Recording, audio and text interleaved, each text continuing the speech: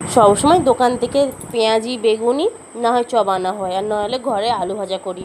সবসময় কি একই ভালো লাগে? আজকে মন যাচ্ছে যে একটু ছোলা সেদ্ধ দিয়ে মুড়ি খাই। সকালবেলা তোমার দাদাভাইয়ের জন্য স্যালাডে দিয়েছিলাম ছোলা সেদ্ধ, তাতে কিছু রেখে দিয়েছিলাম। আর এই নিয়েই আমার সোনামা আমরা সবাই সকালের টিফিনটা সেরে নিলাম। ও মা, রান্না করছি দেখি আমার টুনটুনি পাখিগুলো খেলা করছে, একজন ছুটছে ব্যায়ামের পেছনে, একজন রোদে বসে খেলছে। যেই ডাকলাম ছুটে চলে আসলো। ডিম ভাজা করেছি, ওরা ডিম খেতে এত ভালোবাসে। আর ভাজা করলে কি বলো তো, আগে সন্তানের কথা মনে পড়ে।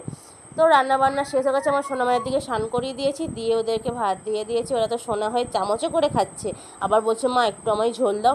ডিম ভাজা দিলে না আমার সত্যি সোনামারা খুব সুন্দর লক্ষ্মী হয়ে খেয়ে নেয়।